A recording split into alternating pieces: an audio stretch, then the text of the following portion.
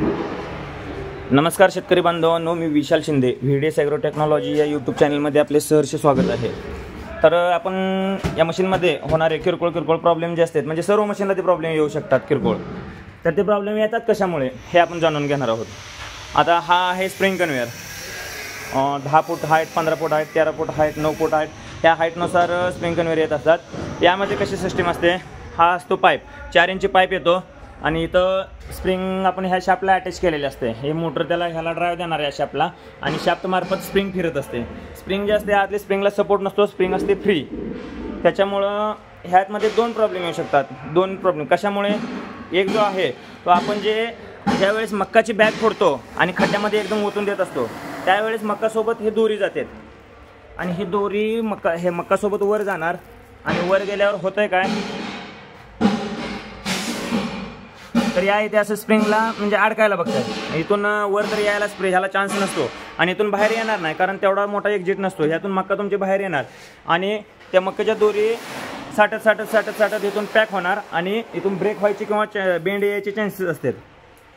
हे झाली एक गोष्ट। आणि दुसरा मेंटेनन्स कशामुळे येतो, जर बायचान्स तुमच्या इथे लाईटीचा वगैरे कशाचा जर म्हणजे घोटाळा वगैरे झालेला असेल TCचा, आणि जर लाईट वगैरे वरून जर चेंज होऊन आली, मशीन रिवर्स फिरते का कशी फिरते, अगोदर मशीन चालू करून बघायची मित्रांनो। कारण मशीन जर तुमची रिवर्स फिरली तर 100% तुमचा कन्वेअरसुद्धा रिवर्स फिरणार आहे। मशीन आता ज्यावेळेस रेग्युलरमध्ये फिरत असते, म्हणजे थोडक्यात सही डायरेक्शन म्हणजे बरोबर, त्यावेळेस काय होणार, माल बरोबर वर येणार। पण ज्यावेळेस उलट रिवर्स डायरेक्शनने फिरत असते, त्यावेळेस माल हे खाली दाबायला बघणार, पण खाली खड्ड्यात माल असतो आणि तिथून एक्झिट होत नसतो मालाचा। तर काय होणार, माल खाली न जाता स्प्रिंगच वर यायला चालू होणार, म्हणजे स्प्रिंग बेंड होते, यामध्ये स्प्रिंग बेंड होऊन कुठेतरी ब्रेक व्हायला बघणार।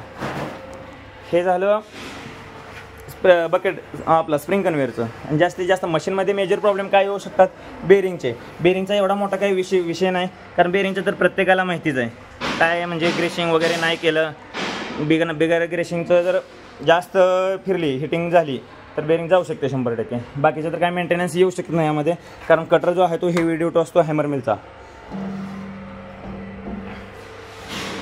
ठीक आहे मित्रांनो, धन्यवाद। असेच नवनवीन व्हिडिओ किंवा मेंटेनन्स काय किरकोळ येत असेल तर मला 100% तुम्ही माझ्या नंबरवर कॉल करा। कोणत्याही कंपनीची मशीन असू द्या, काय अडचण नाही, मला कॉल करत चला, मी तुमचं म्हणजे शक्यतो तर प्रॉब्लेम सॉल्व्ह करत जाईन। आणि आपल्या यूट्यूब चॅनलला लाईक करा, शेअर करा आणि सबस्क्राईब करा, जेणेकरून जास्तीत जास्त म्हणजे पुढे जे काही तुम्हाला प्रॉब्लेम येऊ शकतात किंवा नवीन ॲडव्हान्स टेक्नॉलॉजी वगैरे काय येते ते तुम्हाला पाहायला भेटेल।